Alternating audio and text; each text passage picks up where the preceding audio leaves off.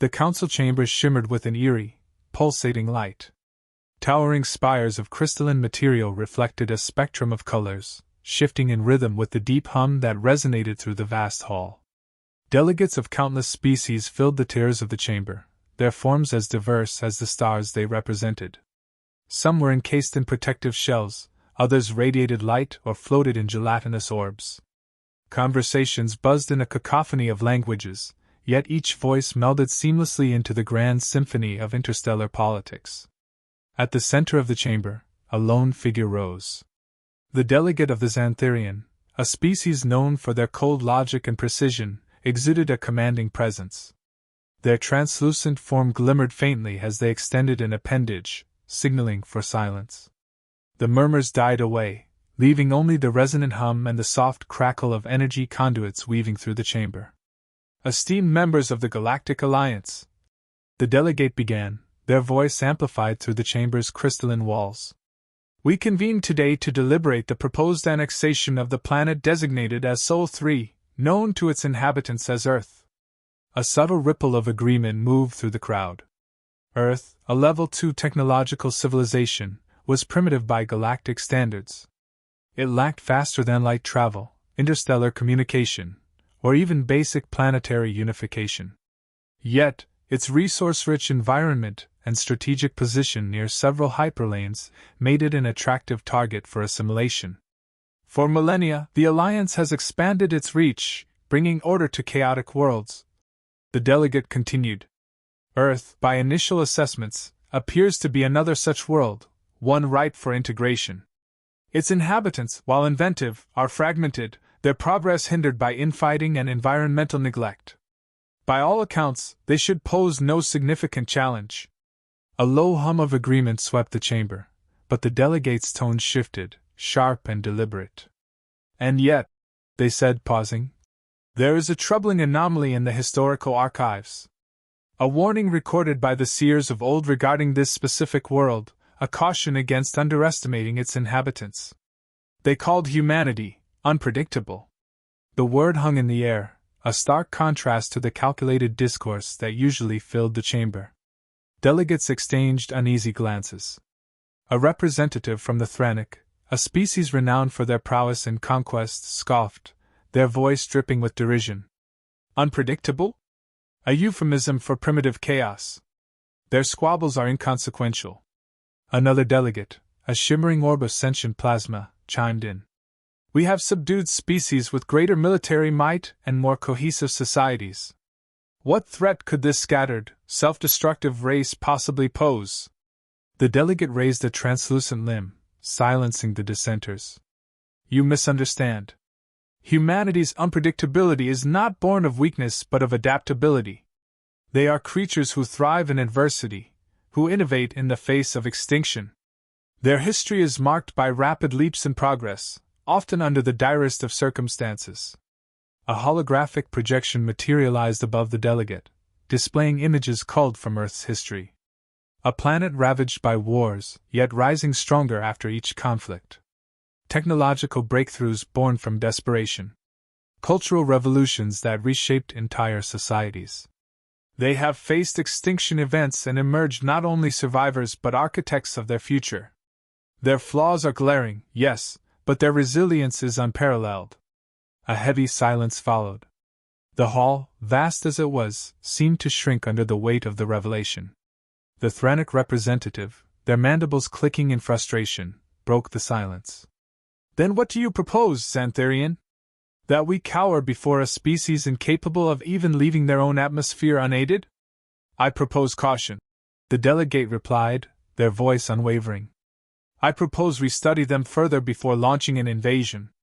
They may not possess advanced weaponry, but their ingenuity, their capacity to adapt and overcome, makes them dangerous in ways that cannot be measured by conventional means.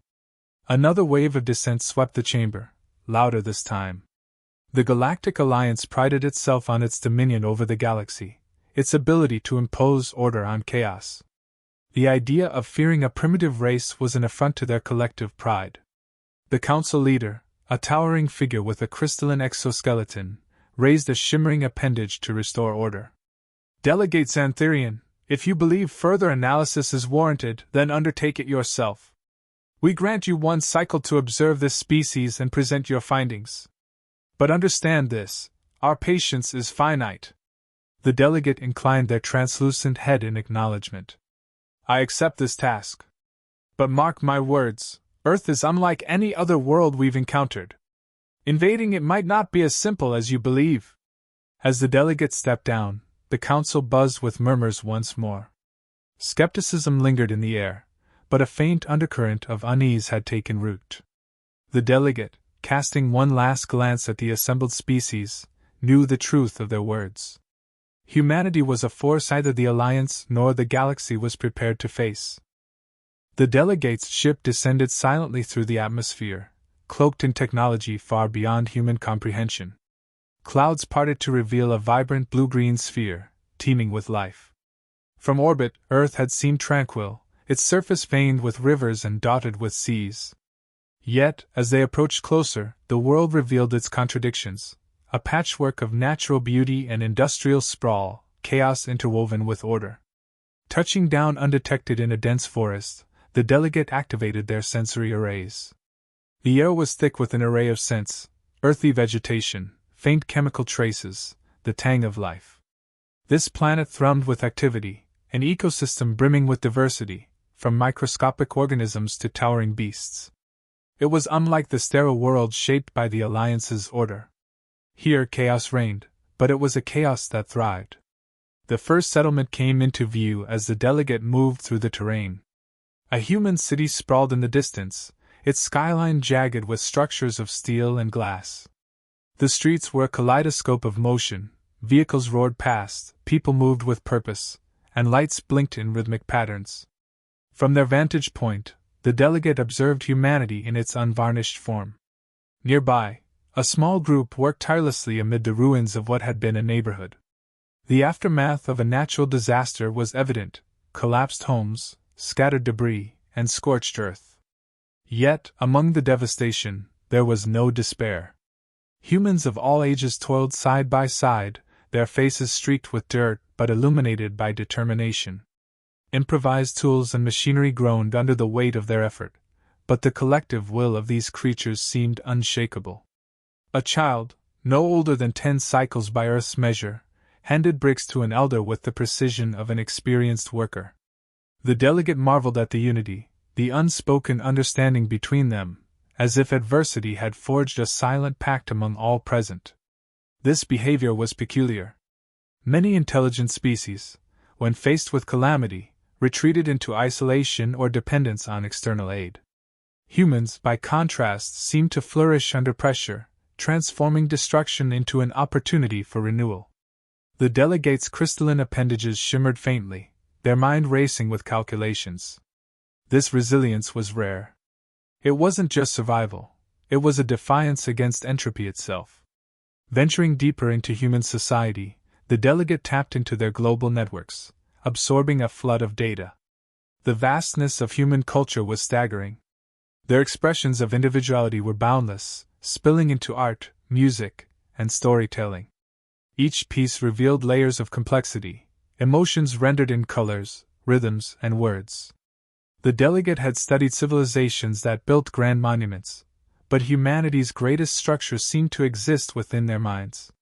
They conjured entire worlds in their fiction, imagining futures both utopian and apocalyptic, creating alternate realities that explored the very essence of existence. Yet beneath the creativity lurked a darker side. Humans were masters of conflict. On another screen, a human broadcast depicted a battleground, a war, real or staged, the delegate could not initially discern. Explosions filled the air, soldiers maneuvered with precision, and the landscape was reduced to smoldering ruins. The broadcast was not a report of tragedy, but entertainment, a dramatization of their capacity for violence, consumed eagerly by the masses.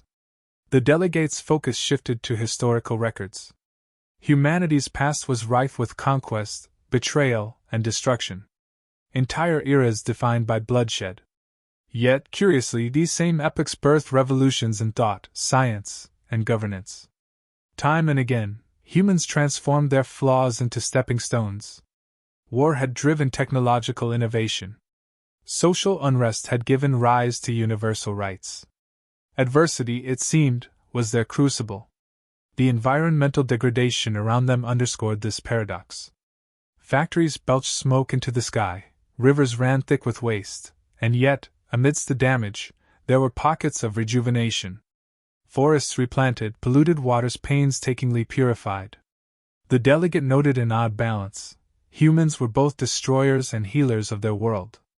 This duality was baffling, a contradiction that defied conventional logic. A sudden interruption came in the form of an intercepted broadcast. A news anchor detailed a geopolitical standoff with clinical precision, maps overlaying potential zones of conflict. The discussion of destruction was cold, calculated, and detached, yet the rhetoric burned with passion. The delegate's sensory receptors flared. These were beings capable of waging war with terrifying efficiency, yet their debates over the same seemed imbued with strange ideals: justice, morality, even mercy. The broadcast shifted to a scene of innovation. Scientists worked in harmony, creating solutions to crises that seemed insurmountable. From global pandemics to climate disasters, humanity's brightest minds dedicated themselves to undoing the damage wrought by their own species. This was no simple civilization, it was a cauldron of extremes. The delegate retreated into their thoughts, processing the day's findings. This species had potential far beyond its technological limits. They were flawed, yes, but their flaws were their fuel. Where other species stagnated under the weight of their imperfections, humanity seemed to thrive. They are chaos made flesh, the delegate murmured, their translucent form glimmering faintly. But in that chaos lies a force I cannot measure. For the first time, doubt crept into their resolve. Was Earth truly a world ripe for conquest, or a storm waiting to be unleashed? The faint hum of the surrounding forest seemed to echo an unspoken warning. These creatures, the delegate mused, their voice heavy with realization. They're not what they appear. There's a ferocity beneath their fragility. The digital flood of humanity's cultural output was almost overwhelming. The delegate's neural interfaces struggled to categorize and comprehend the deluge of data pouring in from Earth's networks. It wasn't merely the sheer volume of content that was staggering, it was the boundless diversity. Every facet of the human experience seemed documented, dissected, and expressed through myriad forms of art, entertainment, and communication. One moment, the delegate was immersed in a symphony composed centuries ago, each note resonating with an emotion so universal it transcended species. The next, they were parsing the plot of an intricate science fiction saga, where humans envisioned themselves as intergalactic explorers, facing gods, monsters, and existential crises. These were not simple imaginings but complex, layered constructs that revealed humanity's deepest fears and loftiest aspirations. Entire fictional universes unfolded before them, filled with characters that felt as real as the humans who created them. Human cinema left a particularly strong impression. Through moving images and sound, they told stories that explored themes of love, sacrifice, revenge, and redemption. One film depicted a lone hero standing against impossible odds, wielding not brute force but cleverness and resolve. Another portrayed an entire civilization rebuilding from the ashes of its own hubris, finding hope in the unlikeliest of places.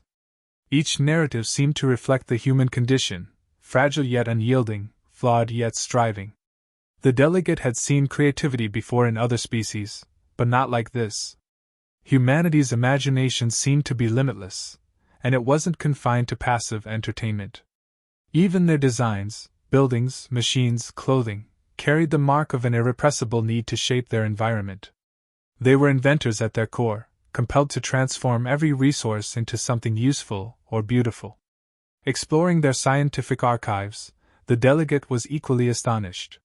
Human progress had been chaotic and nonlinear, yet their leaps in knowledge outpaced those of species with far longer histories. They had mapped the very fabric of their existence, dissecting the atom and probing the edges of their universe. The pace of their breakthroughs was unparalleled, often fueled by desperation. During times of crisis, humans had turned adversity into an engine of innovation. Environmental catastrophes forced them to develop renewable energy solutions. Deadly diseases drove them to create vaccines and medical technologies that defied comprehension. What other species saw as insurmountable challenges, humanity treated as puzzles to be solved.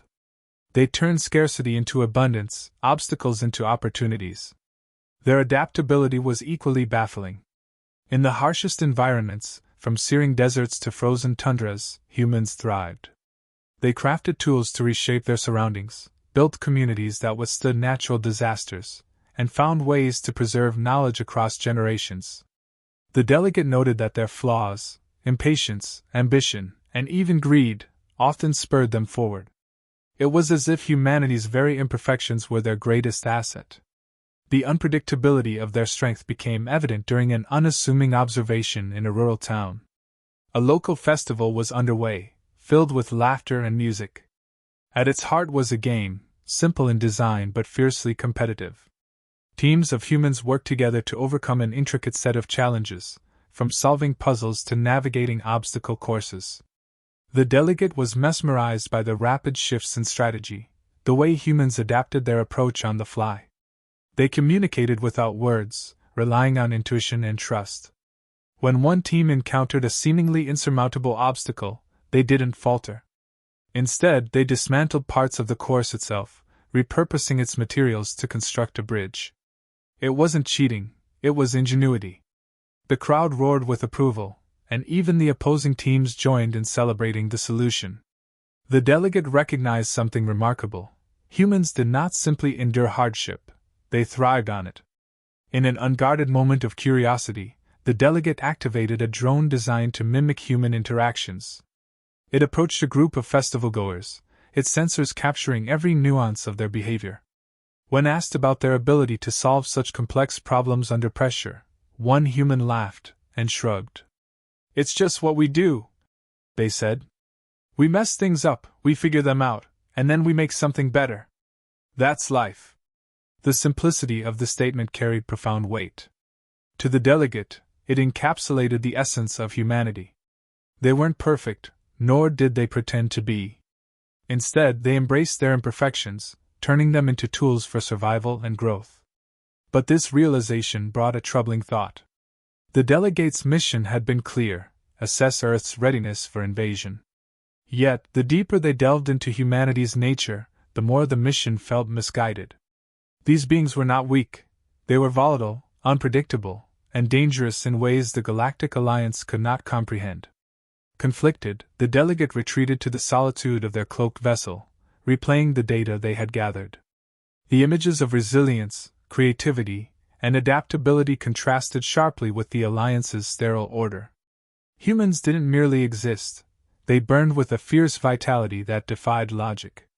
The delegate's crystalline form shimmered faintly as they spoke aloud, their voice tinged with unease. "Perhaps Earth doesn't need an invasion. Perhaps it's the galaxy that needs protection from them." The council chamber brimmed with its usual grandeur, the crystalline walls refracting light in a dazzling display as delegates from countless worlds filled their seats. Yet the atmosphere was charged, tension rippling like an invisible current. The delegate of the Xantharians stood once more at the central podium, their forms shimmering faintly, the weight of their observations pressing heavily upon them. "Esteemed members of the Galactic Alliance," the delegate began, their voice steady but resonant. "I have returned from Earth, not with certainty, but with questions that compel us to reconsider our intent." The chamber stirred, murmurs of impatience and skepticism rising. The Thranic representative, their jagged exoskeleton reflecting the chamber's light, clicked their mandibles in disdain. "Questions? We convene for answers, Xantharian, not riddles. Speak plainly." The delegate inclined their translucent head. "Then I will be plain. Humanity is not what we perceive. They are not a simple, primitive species. They are something far more complex, and far more dangerous." This statement elicited scoffs from the assembly. A delegate from the Zelquor, their gelatinous forms shifting iridescently, oozed skepticism into their voice. "Dangerous? These creatures have not even unified their planet. Their conflicts are petty and self-destructive. How could they possibly threaten the Alliance?" Unperturbed, the delegate gestured, and holographic images began to project into the chamber. Scenes from Earth unfolded, humans rebuilding communities after disasters, creating art that transcended their species, and inventing solutions to crises that seemed insurmountable. "Observe," the delegate said, their tone sharp with conviction. "These beings rebuild not out of necessity alone, but with an inherent drive to improve.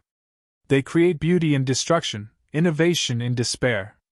They thrive under conditions that would fracture most species." The images shifted to humanity's achievements: spacecraft piercing their atmosphere, medical breakthroughs eradicating diseases, and vast networks of knowledge connecting billions. The chamber grew quieter, the delegates leaning in as if drawn by some magnetic force. "This is their strength," the delegate continued. "Adversity does not weaken them. It sharpens them. They are a species defined by their resilience. They adapt, innovate, and overcome at a pace unmatched by any civilization we have encountered." The Thranic representative barked a laugh, its deep, guttural sound cutting through the chamber. "Resilience? You speak of resilience as though it were a weapon. But where is their might? Their ships cannot traverse the stars. Their armies are confined to their surface. They are ants beneath our boots." The delegate fixed their gaze on the Thranic, their translucent form flickering with subdued intensity. "Ants can overwhelm giants with numbers. But humanity does not need numbers. They possess something far more dangerous: their unpredictability." The hologram shifted again, showing historical footage of human wars and conflicts. Battles fought with strategy and ingenuity, alliances forged from enmity, victories won against overwhelming odds. The delegate's voice grew colder, deliberate. "Humans are not bound by logic alone. They are ruled by emotion, by instinct, by a relentless will to survive. When pressed, they adapt with terrifying speed. They turn enemies into allies and obstacles into opportunities. They fight with a ferocity born of desperation, and they win with creativity that defies prediction." The chamber erupted into discordant voices. Some delegates murmured uneasily, others dismissed the presentation outright. The council leader, their crystalline exoskeleton shimmering with authority, raised a limb to restore order. "And what is your conclusion, Delegate Xantherian?" the leader intoned. "Do you suggest we abandon our plans on the basis of hypothetical risks?" "My conclusion is this," the delegate said, their voice cutting through the room's noise like a blade. "To invade Earth is not to subjugate a weak and primitive world. It is to awaken a sleeping giant, a force that has been forged in the crucible of its own chaos. Humanity will not break under invasion. They will adapt. They will rise. And they will retaliate with a vengeance that will echo across the stars." A tense silence gripped the chamber, but it was broken by the Zelkor delegate's mocking tone. "And yet they remain divided. Their lack of unity will be their undoing." The delegates shook their head. "Their division is their strength. Each fragment of humanity, every nation, every culture, is a reservoir of unique ideas, perspectives, and solutions. In times of crisis, they do not merely unify, they synthesize. What they lack in cohesion, they compensate for in ingenuity." The chamber was split, the tension palpable. Some delegates leaned closer, their expressions thoughtful, while others crossed their appendages or shifted restlessly. "You asked for evidence," the delegate said, their tone resolute. "Look to their history. Humanity has endured extinction-level events and emerged stronger. They have mastered their environment, challenged the natural order, and conquered their limitations. Their trajectory is not one of stagnation but of relentless growth. If we invade, we do not conquer them, we accelerate their ascent." The council leader regarded the delegate, their gaze unreadable. "And what alternative do you propose? Do we simply observe and do nothing while they expand unchecked?" The delegate hesitated. "Perhaps," they admitted. "The question is not whether we should fear humanity, but whether we should learn from them. They may hold the key to challenges the Alliance has yet to face. Cooperation, not conquest, may yield greater rewards." The Thranic representative sneered. "You suggest we grovel before primitives? Absurd." The council leader raised a hand to quiet the growing dissent. Their crystalline forms shimmered ominously as they spoke. If what you say is true, Delegate, then humanity poses a threat far greater than invasion can solve. Perhaps the issue is not their survival, but ours. The words hung in the air like a thundercloud, and the chamber buzzed with murmurs. The delegate remained silent, their crystalline form dimmed with a flicker of uncertainty. Whatever the council decided, one truth was clear: Earth was no ordinary world, and humanity no ordinary species. The decision was made swiftly, despite the delegate's impassioned warnings. The Galactic Council, unwilling to commit to a full invasion but eager to assert dominance, dispatched a test fleet to Earth. Officially, it was framed as reconnaissance. Unofficially, it was a provocation. The fleet's goal was simple: gauge humanity's reaction and strength without fully engaging. The delegates stood in the shadows of the council chamber as the resolution was passed, their crystalline form dimmed by despair. Their voice, once strong and unwavering, fell on deaf ears. "You don't understand what you're unleashing," they had pleaded. But the alliance was resolute. The fleet arrived in Earth's orbit days later, cloaked in advanced stealth systems. To the Council's confidence, humanity remained blissfully unaware of their presence, until, suddenly, they weren't. The moment the fleet's presence was detected, the reaction was instantaneous and coordinated, as if humanity had been preparing for this moment all along. Earth's satellites, once thought to be primitive tools of observation and communication, turned into a web of interlinked surveillance and defense systems. Within hours, the fleet found itself identified, its positions broadcast across human networks in chilling detail. Then came the unexpected. Humanity's militaries did not scramble to launch brute force attacks but instead employed tactics that no algorithm could predict. Civilian hackers, military strategists, and independent technologists worked in tandem, exploiting weaknesses in the fleet's electronic systems. Human ingenuity turned the Alliance's advanced technology against itself. The first ship fell without a single shot fired. Its cloaking mechanisms, overridden by human interference, malfunctioned, rendering it visible and defenseless. The second ship, a sleek frantic cruiser, found its propulsion systems compromised, forcing it to drift aimlessly toward Earth's atmosphere. The crew had no choice but to surrender. And then came humanity's most alarming response: unity. For a species often fractured by politics and conflict, their collective reaction to the alien presence was startling. Nations that had been at odds for decades pooled their resources, sharing intelligence and coordinating defenses. Civilians flooded communication lines with creative solutions, offering insights that baffled even seasoned tacticians.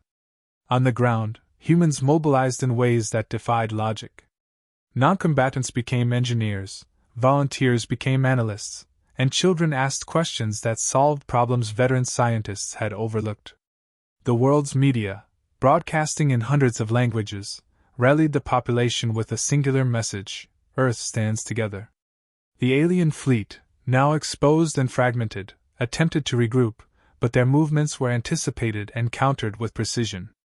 By the time they prepared for a retaliatory strike, Earth's ingenuity had rendered their advanced weaponry ineffective.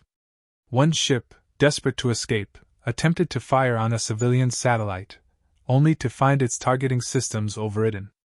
Instead of firing on the satellite, it launched its payload into the void of space. Humanity's laughter at this broadcasted failure echoed through the fleet's communication channels. The battle ended as quickly as it had begun. The surviving ships retreated, battered and humiliated, carrying with them the unmistakable sting of defeat. But what struck the returning crews the hardest wasn't the loss itself, it was the method. Humanity had not won through superior firepower or overwhelming force. They had won with creativity, adaptability, and an unnerving sense of unity. When the remnants of the fleet limped back to the Galactic Council, their reports were chaotic and fragmented, but one message came through with chilling clarity: Earth was not to be underestimated. In the council chamber, silence fell as the fleet's commander relayed the details. "They are not like any species we have encountered," the commander said, their voice trembling. "They turned our own technology against us. They outthought us at every turn. We never stood a chance." The delegate, standing at their usual position, felt no satisfaction in the vindication. They rose slowly, addressing the council one final time. "I warned you," they began, their voice steady yet mournful. "Humanity is not a species to be conquered. They are not merely survivors, they are creators, innovators, and adapters. What you saw was only a fraction of their potential. When threatened, they unify in ways we cannot comprehend. They are a fire, capable of destruction, yes, but also of illumination. They burn brightly, consuming everything in their path, but they also bring light to the darkest of places." The council stirred, many members visibly unnerved by the report and the delegate's words. The Thranic representative, for once, remained silent, their defiance tempered by the fleet's failure. "You sent your fleet to test them," the delegate continued. "And now you know the truth. Humanity does not crumble under pressure, they thrive. They do not submit, they evolve. And if you think this defeat is the end, you are gravely mistaken. What you have done is awaken their curiosity. They will ask why this happened. They will look beyond their stars, and they will find us." The chamber buzzed with unease. The delegate paused, their crystalline forms shimmering with conviction. "Perhaps," they said softly, "we should not fear what humanity will do to us. Perhaps we should hope they choose a path of cooperation instead of vengeance. But make no mistake, if they turn their gaze outward, the galaxy will change forever." As the council debated, arguing over next steps, the delegate left the chamber, their mind heavy with the weight of what had transpired. Their final thought lingered like an echo in the vast halls of the Alliance. Perhaps we were wrong all along. Humanity doesn't need the galaxy to fear them. The galaxy needs to hope they never look beyond their stars.